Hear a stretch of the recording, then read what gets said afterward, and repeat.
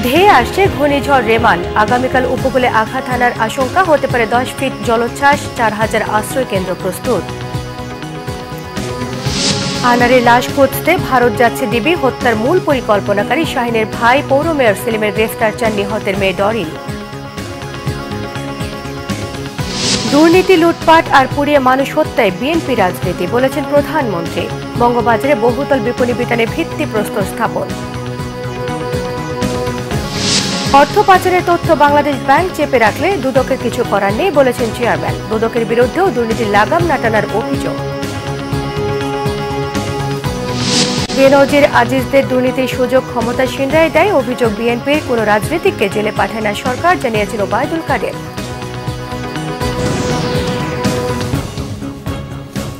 দেখছিলেন বিআরবি কেবল সংবাদ শিরোনাম, এবারে বিস্তারিত।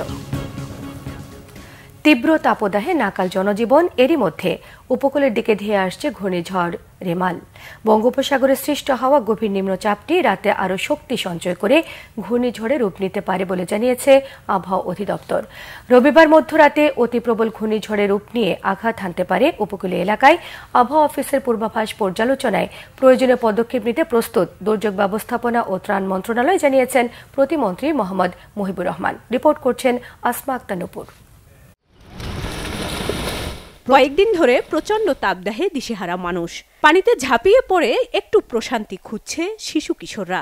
ইট কাঠের নগরীতে লেকের পানিতে দীর্ঘ সময় সাঁতার কেটে গা জুড়াচ্ছে কোমলমতি শিশুরা। তীব্র তাপদাহের মধ্যে পূর্ব মধ্যসাগরে গভীর নিম্নচাপটি শক্তি সঞ্চয় করে ঘূর্ণিঝড়ে পরিণত হচ্ছে। অতি দ্রুত মাছ ধরার ট্রলারগুলোকে উপকূল অঞ্চলে চলে আসতে নির্দেশ দিয়েছে আবহাওয়া অধিদপ্তর।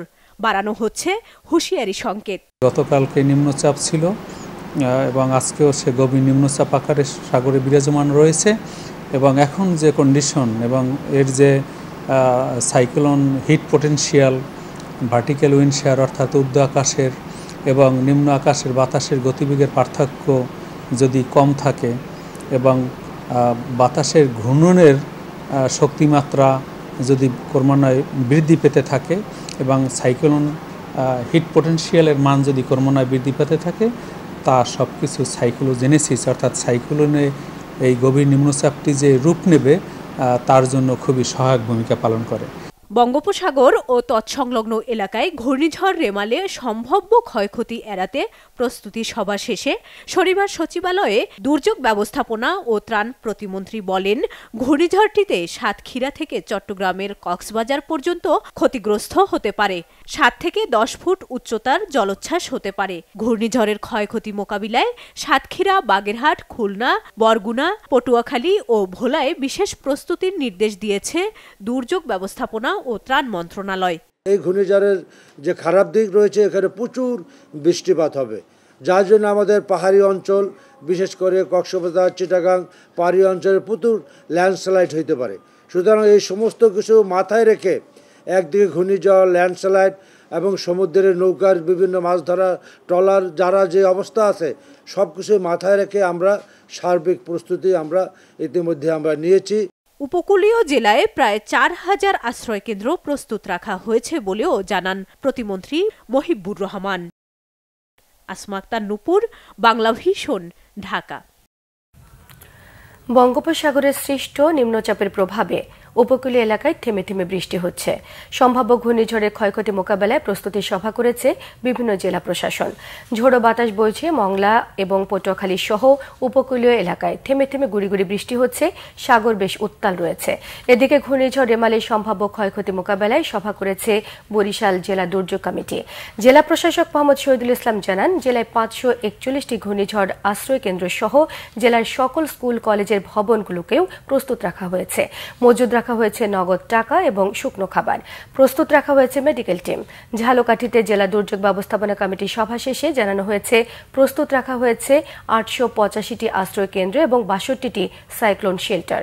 বাগেরহাটে প্রস্তুত রাখা হয়েছে 359টি সাইক্লোন শেল্টার। সরকারি কর্মকর্তা কর্মচারীদের নিজ নিজ কর্মস্থলে থাকার জন্য নির্দেশ দেওয়া হয়েছে। এদিকে টানা তাপদাহের পর বন্দরনগরী চট্টগ্রামে বৃষ্টি হয়েছে। এতে কিছুটা স্বস্তি ফেরে নগরবাসীর মধ্যে।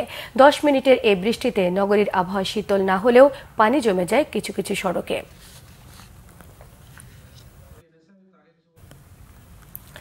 এমপি আনোয়ারুল আজিমকে নির্বাচনের আগে এবং পরে আরও দুবার হত্যার চেষ্টা করেছিল খুনিরা। পরিকল্পনা ছিল হত্যার আগে আজিমের নগ্ন ছবি তুলে ব্ল্যাকমেইল করে মোটা অঙ্কের টাকা আদায়ের জন্য। কিন্তু বাকবিতণ্ডার এক পর্যায়ে আজিমের মুখে চেতনানাশক ওষুধ দিয়ে অজ্ঞানের পর তার আর জ্ঞান না ফেরায় পরিকল্পিতভাবে তাকে হত্যা করা হয়। শনিবার সকালে ডিবি কার্যালয়ে এসব কথা বলেছেন অতিরিক্ত কমিশনার হারুনুর রশিদ। তিনি বলেন, মামলা তদন্তে 2-1 দিনের মধ্যেই তার নেতৃত্বে 3 জনের ডিবি টিম ভারতে যাচ্ছে। বিস্তারিত থাকছে জিয়া খানের রিপোর্টে। ঝিনাইদহ 4 আসনের সংসদ সদস্য আনোয়ারুল আজিম আনার হত্যায় জড়িত 3 আসামি রিমান্ডের প্রথম দিনে চাঞ্চল্যকর তথ্য দিয়েছে গোয়েন্দাদের। শনিবার দুপুরে মিন্টো রোডের ডিবি কার্যালয়ে গোয়েন্দা প্রধান জানান, জিজ্ঞাসাবাদে শিমুল ভুইয়া ওরফে সৈয়দ আমানুল্লাহ বলেন, আগেও 2 বার এমপি আজিমকে হত্যায় ব্যর্থ মিশন ছিল তাদের। নির্বাচনের আগে একবার প্ল্যান হয়েছে, তারা ব্যর্থ হয়েছে। তখন তাদের কথা ছিল বাংলাদেশই করবে। দ্বিতীয়বার তাদের প্ল্যান হয়েছে জানুয়ারি মাসের 17-18 তারিখে। সেই প্ল্যান তারা কিন্তু আমাদের আনার সাহেবও গিয়েছেন দেশে, ওই দেশে, এবং এই চক্রটা কিন্তু সেখানে গিয়েছেন। কিন্তু যেভাবেই হোক হোটেলে থেকে সেটা এই প্ল্যানটার বাস্তবায়ন হয় নাই। তৃতীয় ধাপে সেই প্ল্যানটা তাদের বাস্তবায়ন হয়েছে। এমপি আজিমকে হত্যার আগে নগ্ন ছবি তুলে ব্ল্যাকমেল করে 2 দিন বাঁচিয়ে রেখে মোটা অঙ্কের টাকা আদায়েরও পরিকল্পনা ছিল ঘাতকদের। প্রথম তাকে হানি টেপের মতোই তাকে ভয় দেখাবে, তাকে নোট ছবি, তার যে নোট ছবিটা তারা তুলে এই ছবিটা দিয়ে তাকে 2 দিন ব্ল্যাকমেল করবে। অর্থাৎ তার কাছ থেকে, তার ইন্ডিয়া যে বন্ধুবান্ধব তাদের কাছ থেকে অথবা বাংলাদেশ থেকে হুন্ডির মাধ্যমে টাকাটা নিয়ে আসবে শাহিন। হত্যা তাকে করবে, কিন্তু 2 দিন তাকে রাখবে, রেখে তাকে বিভিন্ন জায়গাগুলো তাতে টাকাটা নিবে। ওই টাকার যে ইনকামের পার্ট এটা কামলাদের দিবে, অর্থাৎ যে কামলারা এক্সিকিউশনের দায়িত্ব নিয়েছেন। তদন্তের এক পর্যায়ে তাকে একটা ক্লোরোফর্ম চেতনানাশক ঔষধ তার মুখে নাকে দিয়ে দেয়। দিলে চেতনানাশক হয়ে যায়। তখন তারা ছবি তুলেছে তার নোট, কিন্তু পরবর্তী পর্যায়ে তার আর জ্ঞান ফিরে নাই। তখন তারা আর তাদের যে ওই 2 দিনের প্ল্যান সেটা বেঁচে গেছে। তখন তারা তাদের যে পূর্ববর্তী প্ল্যানে চলে আসছে যে না, তাহলে তাকে 2টি কাজ করতে হবে, কারণ সে তো নাই। তখন তাকে এটাকে সরিয়ে এমনভাবে গুম করতে হবে, এমনভাবে তার মোবাইলগুলিকে অ্যানালাইসিস করে বিভিন্ন জায়গায় দিতে হবে যেন তাকে এই জায়গায় যে ক্রাইমটা হয়েছে এটা যেন খুঁজে না পারে। তবে আনোয়ারুল আজিমকে হত্যার পেছনে কারণ নিয়ে এখনো ধোঁয়াশা কাটেনি গোয়েন্দাদের। তার সাথে পূর্ব শত্রুতা থাকতে পারে, টাকা পয়সার লেনদেন, আর্থিক বিষয় থাকতে পারে, রাজনৈতিক বিষয় থাকতে পারে। এখন পর্যন্ত এমপি খুনের মাস্টারমাইন্ড হিসেবে যুক্তরাষ্ট্রে পালিয়ে যাওয়া আখতারুজ্জামান শাহিনের নামই হাতে পাওয়ার দাবি গোয়েন্দাদের। অথবা বিভিন্ন ধরনের। জিয়া খান, বাংলা ভিশন, ঢাকা।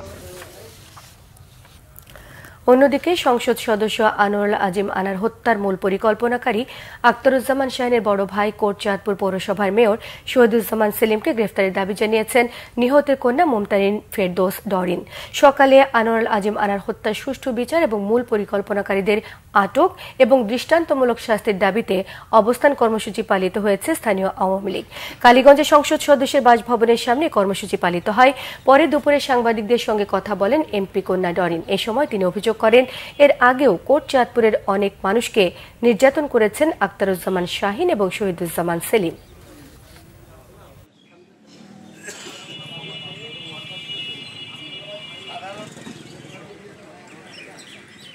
আমার বাবাকে নির্মমভাবে টুকরো টুকরো করে হত্যা করা হয়েছে, আর তার ভাইকে এখনো পর্যন্ত আইনের আওতায় নিয়ে আসা হয়নি। কেন?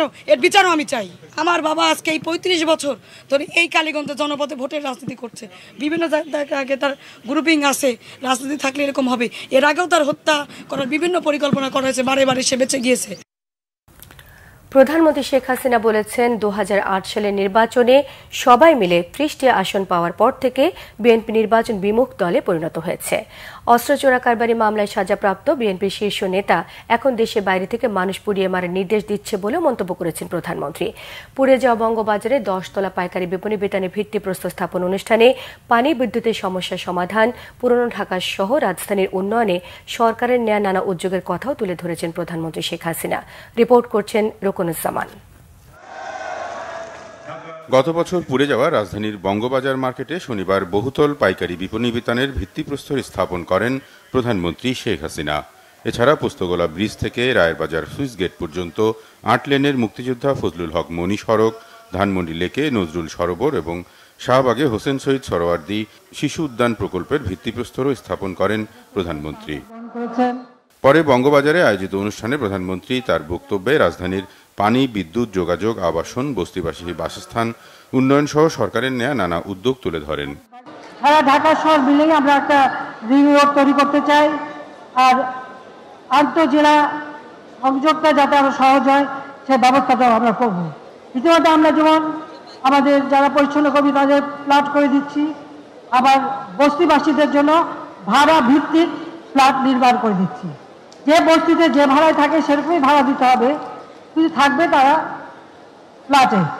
ঢাকার আশেপাশে 4টা কর্নারে 4টা হোলসেল মার্কেট, শুধুমাত্র কারণ বাজার এক একটা জায়গার উপর নির্ভরশীল থাকে, লোক সংখ্যা বেড়ে গেছে। বিএনপির রাজনীতি ও শীর্ষ নেতার সমালোচনাও ছিল শেখ হাসিনার বক্তব্যে। আওয়ামী লীগ এককভাবে 233টা সিট পেয়েছিল এই 300 সিটের মধ্যে, আর বিএনপি তাদের 20 দলীয় জোট জামাত সহ সিট পেয়েছিল মাত্র 30টি। ওই 30টি মাত্র সিট পেয়েছিল। এরপর থেকে তারা নির্বাচন বিমুখ, নির্বাচন ঠেকাও, নির্বাচন বন্ধ করো। আর এই দেশটা তো তারা কোথায় নিয়ে গেছিল? সন্ত্রাস, জঙ্গিবাদ, অস্ত্র চোরা কারবারি। ওই তারিখ যেহেতু অস্ত্র চোরা কারবারি মামলায় সাজাপ্রাপ্ত আসামি, ওখানে বসে এখন নানাভাবে ওই অগ্নি সন্ত্রাস দিয়ে মানুষ মারা, মানুষ খুন করা, আগুন দিয়ে মানুষকে পোড়ানো, এইসব কাজ করে বেড়ায়। বিএনপি আমলে রাজধানীতে প্রকট আকার ধারণ করা পানি ও বিদ্যুতের সমস্যার কথাও স্মরণ করিয়ে দেন শেখ হাসিনা। এছাড়া বস্তিবাসীদের জন্য গ্রামে ফেরা কর্মসূচির কথাও জানান সরকার প্রধান। শহরের এই কষ্টকর জীবন না পালন করে নিজের বাড়িতে ফিরে যেতে পারবে এবং সুন্দরভাবে বাঁচতে পারবে, ঘরে ফেরা কর্মসূচি নিয়েছি, সেটা আমরা করব। রকুনুজ্জামান, বাংলা ভিশন, ঢাকা। এদিকে প্রধানমন্ত্রী শেখ হাসিনা জানিয়েছেন, অসাম্প্রদায়িক চেতনায় বাংলাদেশ হবে ক্ষুধা দারিদ্র্যমুক্ত। সরকার সেভাবে কাজ করছেন বলে তিনি জানান। বুদ্ধ পূর্ণিমা উপলক্ষে বৌদ্ধ সম্প্রদায়ের সঙ্গে মতবিনিময় অনুষ্ঠানে প্রধানমন্ত্রী ধর্ম বর্ণ নির্বিশেষে সবাইকে দেশ গড়তে কাজ করার আহ্বান জানান। তিনি অভিযোগ করেছেন, ধর্মীয় উন্মাদনা সৃষ্টি করে দেশকে বিপথগামী করতে চেয়েছিল 75-এর খুনিরা। তবে কোনো ধরনের কোনো সাম্প্রদায়িকতা আর বাংলার মাটিতে আসতে পারবে না বলে তিনি জানান। রামুতে বিএনপি জামায়াত বৌদ্ধ বিহার পুড়িয়ে দিয়েছিল অভিযোগ করে প্রধানমন্ত্রী জানান, আওয়ামী লীগ সরকার সেটিকে দর্শনীয়ভাবে পুনরায় করে দিয়েছেন। বাংলাদেশকে অসাম্প্রদায়িক চেতনার দেশ হিসেবে গড়ে তুলে বিশ্বে দৃষ্টান্ত স্থাপন করতে চায় মন্তব্য করে তিনি গৌতম বুদ্ধের শিক্ষা নিয়ে দেশকে গড়ে তোলার প্রত্যয় ব্যক্ত করেন। নেপালে গৌতম বুদ্ধের জন্মস্থানে সরকার একটি বৌদ্ধ বিহার করে দেবে বলেও জানিয়েছেন প্রধানমন্ত্রী শেখ হাসিনা।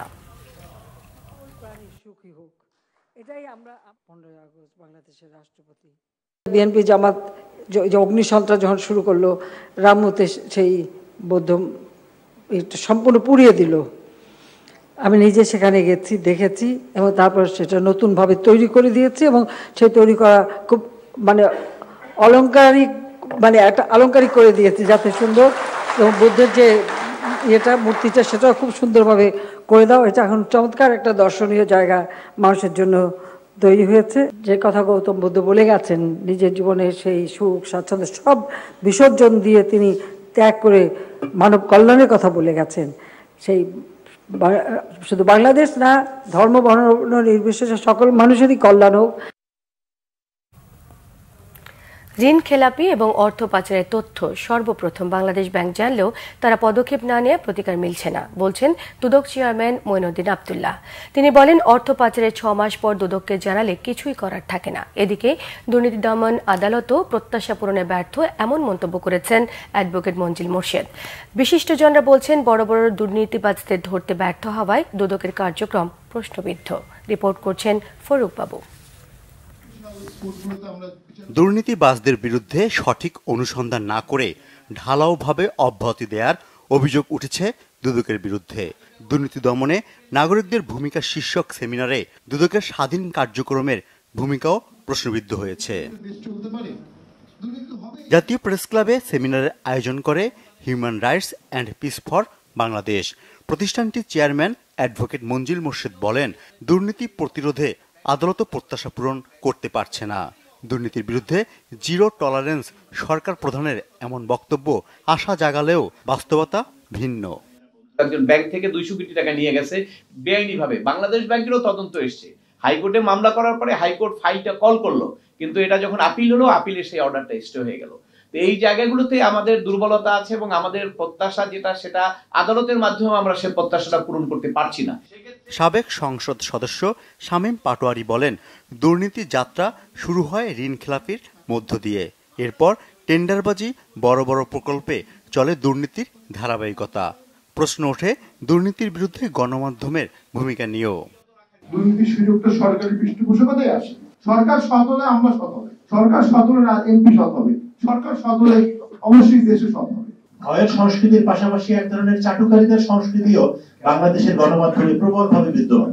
যখন আমরা খুব ক্ষমতাবানদের সামনে যাই, তাদের চাটুকারিতা, তাদের ভাষা দেখলে আপনি বুঝবেন যে গণমাধ্যম কোন পর্যায়ে দাঁড়িয়ে আছে। অনুষ্ঠানে প্রধান অতিথির বক্তব্যে দুদক চেয়ারম্যান মঈন উদ্দিন আব্দুল্লাহ বলেন, নিজ প্রতিষ্ঠানের অনিয়ম সবার জানা, নিজেদের অনিয়ম নিজেরা বন্ধ না করলে দুদকের অনেক কিছু করার থাকে না। বাংলাদেশ ব্যাংকে আপনি জানতো একটা টাকা পাঠানোর জন্য, আপনার চিকিৎসার জন্য $10,000 নিয়ে জানতো, বাংলাদেশ ব্যাংকের পারমিশন ছাড়া পারবেন? তো এগুলি যায় কিভাবে? এই যে মন্দ লোন যে হয়, ব্যাড লোন যেগুলি হয়, বাংলাদেশ ব্যাংকের বা বিভিন্ন দপ্তরের অডিটিং সিস্টেম আছে না, তারা তো অডিট করে, যেগুলি লোন দেওয়া হয় অডিট করে। কোথাও আসে যখন খেলাপি হয়ে যায় তখন জানা যায়। এর আগে কারা জানতে পারে? যখন লোনগুলি প্রসেস হয়, দেওয়া হয়, যখন হয়, যায় যার কাজ করছে না, যাতে করে দুর্নীতি দমন কমিশনের প্রতি আপনাদের প্রত্যাশা বেশি। দুদকের অভ্যন্তরীণ দুর্নীতি রোধে 2 বছরে 30 কর্মকর্তার বিরুদ্ধে বিভাগীয় ব্যবস্থা নেয়ার কথা জানান মঈনুদ্দিন আব্দুল্লাহ। ফররুক বাবু, বাংলা ভিশন, ঢাকা। বর্তমান কর ব্যবস্থাপনার যে দুর্বলতা এবং অসঙ্গতি আছে সেটি প্রতিকার না করে আসন্ন বাজেট প্রণয়ন কঠিন হবে, এমন মন্তব্য সাবেক তত্ত্বাবধায়ক সরকারের অর্থ উপদেষ্টা অধ্যাপক ডক্টর ওয়াহিদ উদ্দিন মাহমুদের। শনিবার রাজধানীর এফডিসিতে অর্থনৈতিক সুরক্ষায় আগামী বাজেটের কৌশল নিয়ে আয়োজিত ডিবেট ফর ডেমোক্রেসির ছায়া সংসদে তিনি মন্তব্য করেন। চলমান অর্থনৈতিক সংকটের মধ্যে আগামী বাজেটে ঋণের ফাঁদ তৈরি করতে পারে বলেও আশঙ্কা করছেন তিনি। বলেন, দুর্নীতি ও অপচয় কমিয়ে আসন্ন বাজেটের হার বাড়ানো সম্ভব। এত কম রাজস্ব দিয়ে সরকারের ব্যয় মেটানোর পাশাপাশি মধ্যম আয়ের দেশ গড়া অসম্ভব উল্লেখ করে ওয়াহিদ উদ্দিন মাহমুদ আরও জানান, কর ব্যবস্থার অসঙ্গতি এবং দুর্নীতি দূর না করে শুধু কর ব্যবস্থার উপর নির্ভর করে বাজেট প্রণয়ন করা হলে তা বাস্তবায়ন কঠিন হবে। এই সময় ডিবেট ফর ডেমোক্রেসির চেয়ারম্যান হাসান আহমেদ চৌধুরী কিরণ বলেছেন, মূল্যস্ফীতি, ডলার সংকট, রিজার্ভ নিয়ে নানা প্রশ্নের সামনে বাংলাদেশ ব্যাংকে সাংবাদিকদের প্রবেশে নিষেধাজ্ঞার বিষয়টি স্পষ্ট করতে হবে। রাজস্ব সংগ্রহ বাড়ানো অবশ্যই বাজেটের অন্যতম গুরুত্বপূর্ণ কৌশল হতে হবে, এতে কোনো সন্দেহ নাই। কিন্তু যেটা বক্তারা বলেছে যে বর্তমান কর ব্যবস্থায় যে ধরনের দুর্বলতা, অসঙ্গতি, বৈষম্য, অন্যায্যতা এবং দুর্নীতি আছে, সেগুলোর প্রতিকারের প্রতি দৃষ্টি না দিয়ে কর আদায়ে শুধু জোরাজুরি করলে সেটা হিতে বিপরীত হবে। বিএনপির সিনিয়র যুগ্ম মহাসচিব রুহুল কবির রিজভী অভিযোগ করেছেন, অনেকেই অপরাধী ভারতে থেকে বাংলাদেশে হত্যা, চাঁদাবাজি সহ নানা ধরনের অপরাধে যুক্ত। এদিকে আলাদা অনুষ্ঠানে দলের স্থায়ী কমিটির সদস্য গয়েশ্বর চন্দ্র রায় বলেছেন, সাবেক আইজিপি বেনজির আহমেদ এবং সাবেক সেনাপ্রধান আজিজ আহমেদকে দুর্নীতির সুযোগ করে দিয়েছিল সরকারি, তাই তাদের কোনো বিচার হবে না বলেও মত দেন গয়েশ্বর চন্দ্র রায়। রিপোর্ট করছেন মাইনুল শোভন। জাতীয় কবি কাজী নজরুল ইসলামের 125তম জন্মবার্ষিকী নিয়ে শনিবার বিকালে ঢাকা রিপোর্টার্স ইউনিটি মিলনায়তনে আলোচনা সভা করে জাতীয়তাবাদী সামাজিক সাংস্কৃতিক সংগঠন জাসাস। এতে বিএনপির স্থায়ী কমিটির সদস্য গয়েশ্বর চন্দ্র রায় অভিযোগ করেন, অন্ধকার জগতের আশ্রয় প্রশ্রয়ে টিকে আছে বর্তমান সরকার। ভারতে হত্যাকাণ্ডের শিকার হওয়া আওয়ামী লীগের সংসদ সদস্য আনোয়ারুল আজিমের অপকর্মের ফিরিস্তি তুলে ধরেন গয়েশ্বর, যদিও এ হত্যার বিচার দেখতে চান তিনি। আজিজকে অপরাধী করলো কে, আর বেনজিরকে এত অর্থ উপার্জনের জন্য সুযোগ সুবিধা কে দিল? কেন দিল? এই যে বিনা ভোটে নির্বাচন, এই যে ইলেকশনের নমিনেশন জমার যেদিন বাছাই হয় সেদিন 153 জন এমপি নির্বাচিত হয়ে যায়, রাত দিনের ভোট ট্রাকে কাটে, কাদের থেকে কাটাইছে? পারবেন চকুলটাতে? পারবেন না। যদি চকুলটা পাল্টা যদি তার চকুলটায়, তখন তো এই যে ঝিনাইদহের ঘটনার মতো পাল্টা ঘটনা তো। এদিকে জাতীয় প্রেস ক্লাবে এক অনুষ্ঠানে বাংলাদেশি সংসদ সদস্য হত্যার বিষয়ে স্বরাষ্ট্রমন্ত্রীর আগাম বক্তব্য নিয়ে প্রশ্ন তোলেন দলের সিনিয়র যুগ্ম মহাসচিব রুহুল কবির রিজভী। আমরা শুনি বাংলাদেশের সব শিশু সন্ত্রাসীরা ইন্ডিয়াতে নাকি তারা আশ্রয় থাকে, বিভিন্নভাবে আশ্রয় থাকে, যারা সেইখান থেকে বাংলাদেশে চাঁদাবাজি থেকে শুরু করে বিভিন্ন খুব রকমের সাথে ইনভলভমেন্ট রয়েছে। অনেকের নাম সেটা এবং ধারাবাহিকভাবে পত্রপত্রিকায় উঠছে, গণমাধ্যমে উঠছে, সেটা আমার কথা না। সেখান থেকে তারা বাংলাদেশের জনপদের পর জনপদে তাদের অস্তিত্ব, তাদের প্রভুত্ব তারা জানিয়ে রেখেছে। বিএনপির এই নেতা অভিযোগ করেন, বৈদেশিক ঋণের ভারে সাধারণ মানুষের জীবন অতিষ্ঠ। গণতান্ত্রিক শাসন ব্যবস্থা ছাড়া মানুষের ভাগ্য পরিবর্তন সম্ভব নয় বলেও মন্তব্য করেন তিনি। মাইনুল শোভন, বাংলা ভিশন, ঢাকা। আওয়ামী লীগের সাধারণ সম্পাদক ওবায়দুল কাদের জানিয়েছেন, বিএনপির নেতৃত্বে সাম্প্রদায়িক শক্তি তৎপর, তবে কোনো রাজনৈতিক দলের নেতাকে জেলে পাঠানোর এজেন্ডা সরকারে নেই বলে তিনি জানিয়েছেন। আর বিএনপির সিনিয়র যুগ্ম মহাসচিব রুহুল কবির রিজভী আহমেদ বলেছেন, অবরুদ্ধ গণতন্ত্র, জেল জুলুমে নজরুলের প্রেরণা। সকালে জাতীয় কবি কাজী নজরুল ইসলামের 125তম জন্মবার্ষিকী উপলক্ষে কবির সমাধিস্থলে ফুল দিয়ে শ্রদ্ধা নিবেদন শেষে এসব কথা বলেছেন তারা। এ সময় নজরুলের রচনাবলী বিশ্বময় ছড়িয়ে দিতে সরকারি উদ্যোগের আহ্বান জানান বিশিষ্ট জনেরা। বিস্তারিত জানাচ্ছেন মামুন আব্দুল্লাহ। বাঙালির চেতনার কবি নজরুল ধর্ম, বর্ণ, গোত্র নির্বিশেষে কবিতা ও গানে মানুষের পক্ষে কলম ধরেছেন, গেয়েছেন মানবতার গান। অন্যায়ের বিরুদ্ধে প্রবল দ্রোহের আগুন জ্বালালেও ঠিক হিমালয়ের শুভ্রতার মতোই যেন প্রেমময় নজরুল। তাই তো বিদ্রোহ প্রতিরোধের বাণী জ্বালিয়েও তিনি দ্রোহ ও প্রেমের কবি। জাতীয় কবি কাজী নজরুল ইসলামের 125তম জন্মবার্ষিকী আজ।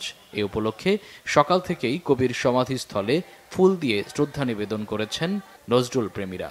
এ সময় নজরুলের কাজগুলো বিভিন্ন ভাষায় অনুবাদ করে বিশ্বময় ছড়িয়ে দেওয়ার আহ্বান তাদের। নজরুলের যে প্রতিবাদ, নজরুলের যে সাম্যবাদের গান, নজরুলের যে যুদ্ধ যাওয়া, এসবগুলো আজও প্রাসঙ্গিক। আমাদের তরুণ প্রজন্মের মধ্যে যদি আমরা এগুলো ছড়িয়ে দিতে পারি, তাহলে আমরা নজরুল চর্চাকে প্রাতিষ্ঠানিকতা দিতে পারব।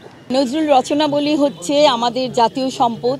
সেই রচনাবলী যেন অবিলম্বে, আমি প্রতি বছরই বলি, অবিলম্বে অনুবাদের মাধ্যমে পৃথিবীর সকল ভাষাভাষী মানুষের কাছে পৌঁছে দেওয়া হোক। কবির সমাধিস্থলে ফুল দিয়ে শ্রদ্ধা নিবেদন করেছেন রাজনৈতিক দলসহ নানা শ্রেণী পেশার মানুষ।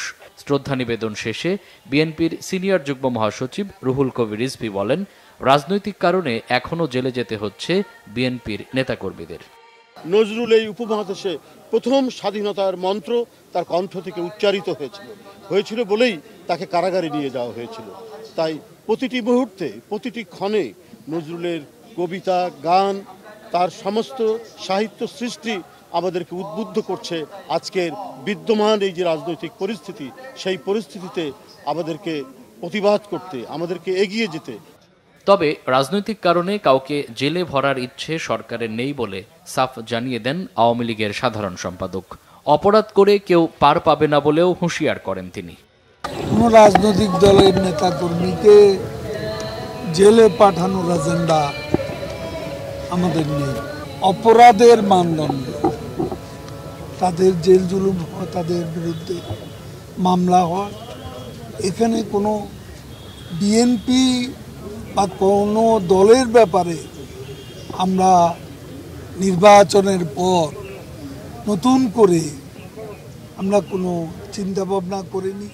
শুধু নজরুলকে স্মরণ নয়, মনে প্রাণে নজরুল ধারণ হোক সারা বছর, এমনটাই প্রত্যাশা নজরুল ভক্তদের। মামুন আব্দুল্লাহ, বাংলা ভিশন, ঢাকা। বাংলাদেশের স্বাধীনতা এবং সার্বভৌমত্বের উপর কোন দেশ হস্তক্ষেপ করতে চায় সেটি প্রধানমন্ত্রীর কাছে জানতে চেয়েছেন নাগরিক ঐক্যের সভাপতি মাহমুদুর রহমান মান্না। বিকেলে রাজধানীর তোপখানা রোডে চলমান রাজনৈতিক পরিস্থিতি নিয়ে এক আলোচনা সভায় প্রধান অতিথির বক্তব্যে প্রশ্ন করে তিনি বলেছেন, বাংলাদেশের ভূখণ্ড কাউকে ব্যবহার করতে দেয়া চলবে না। অর্থনৈতিক অবস্থা সহ দেশের চলমান পরিস্থিতির জন্য আওয়ামী লীগ সরকারের নানা সমালোচনা করেন মান্না। বলেন, সরকারের একটি চক্রের কারণে বাংলাদেশ এখন বন্ধুহীন হয়ে পড়েছে। এই সরকার আগামী 1 বছর টিকতে পারবে কিনা সেটি নিয়েও সন্দেহ পোষণ করেন তিনি। সরকারের বিরুদ্ধে যুগপৎ আন্দোলনে সবাইকে এগিয়ে আসার আহ্বান জানিয়েছেন মান্না। এই সময় সরকারের বিরুদ্ধে ঐক্যবদ্ধ আন্দোলনের আহ্বান জানান গণফোরামের সাধারণ সম্পাদক অ্যাডভোকেট সুব্রত চৌধুরী এবং এবি পার্টির সদস্য সচিব মুজিবুর রহমান মঞ্জু। জার্মানি গণমাধ্যম ডয়েচে ভেলেতে সেনাবাহিনীর সদস্যদের নিয়ে প্রচারিত প্রতিবেদন নিয়ে প্রতিবাদ জানিয়েছে আন্তঃবাহিনী জনসংযোগ পরিদপ্তর ISPR। প্রচারিত প্রতিবেদনকে বিভ্রান্তিমূলক বলে দাবি করা হয়েছে। প্রতিবাদ লিপিতে ISPR এর সহকারী পরিচালক রাশিদুল আলম খান স্বাক্ষরিত প্রতিবাদ লিপিতে বলা হয়েছে, জাতিসংঘ শান্তিরক্ষা মিশনে নিয়োজিত বাংলাদেশ সেনাবাহিনীর সেনা সদস্যদের নিয়ে করা প্রতিবেদন বিভ্রান্তিমূলক। কারণ শান্তিরক্ষী নির্বাচনের ক্ষেত্রে বাংলাদেশ সেনাবাহিনী জাতিসংঘের কঠোর নির্বাচন এবং যাচাইকরণ প্রক্রিয়া অনুসরণ করে থাকে। এছাড়া প্রচারিত প্রতিবেদনে যে অভিযোগ করা হয়েছে সে ব্যাপারে বাংলাদেশ সেনাবাহিনীর কাছ থেকে কোনো মন্তব্য গ্রহণ করেনি। তাই পক্ষপাতমূলক এবং একপেশে এই প্রতিবেদনের লক্ষ্য এবং উদ্দেশ্য প্রশ্নবিদ্ধ। প্রতিবেদনটি তৈরির ক্ষেত্রে বাংলাদেশ সেনাবাহিনীর ভিডিও ফুটেজ ব্যবহার করে অপর একটি আইন শৃঙ্খলা রক্ষাকারী বাহিনীর মানহানি করাই প্রধান লক্ষ্য বলে মনে করা হয়েছে।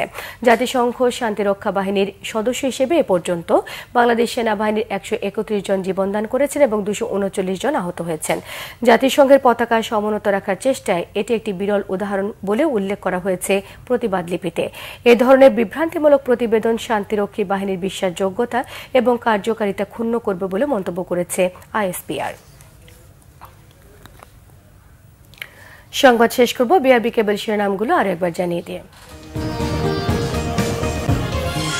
ধেয়ে আসছে ঘূর্ণিঝড় রেমাল, আগামীকাল উপকূলে আঘাত আনার আশঙ্কা, হতে পারে 10 ফিট জলোচ্ছ্বাস, 4000 আশ্রয় কেন্দ্র প্রস্তুত।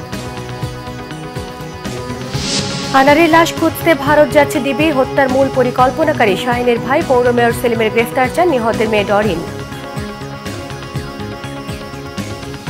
দুর্নীতি, লুটপাট আর পুড়িয়ে মানুষ হত্যায় বিএনপি রাজনীতি, বলেছেন প্রধানমন্ত্রী। বঙ্গবাজারে বহুতল বিপণী বিতানের ভিত্তিপ্রস্তর স্থাপন। অর্থ পাচারের তথ্য বাংলাদেশ ব্যাংক চেপে রাখলে দুদকের কিছু করার নেই, বলেছেন চেয়ারম্যান। দুদকের বিরুদ্ধেও দুর্নীতির লাগাম না টানার অভিযোগ। বেনজির আজিজদের দুর্নীতির সুযোগ ক্ষমতাসীন রায় দেয়, অভিযোগ বিএনপির। কোন রাজনীতিকে জেলে পাঠায় না সরকার, জানিয়েছেন ওবায়দুল কাদের। এই ছিল এখনকার মতো। পরের সংবাদ রাত 10:30টায়। 9টায় রয়েছে নিউজ 20 দেখার আমন্ত্রণ রইল। এছাড়া বাংলাভিশন সংবাদ ও সংবাদ সংশ্লিষ্ট অনুষ্ঠান দেখতে ভিজিট করুন www.bbnews24.com, facebook.com/banglavisionnews, সাবস্ক্রাইবও করতে পারেন youtube.com/banglavisionnews। সঙ্গে থাকায় সবাইকে ধন্যবাদ।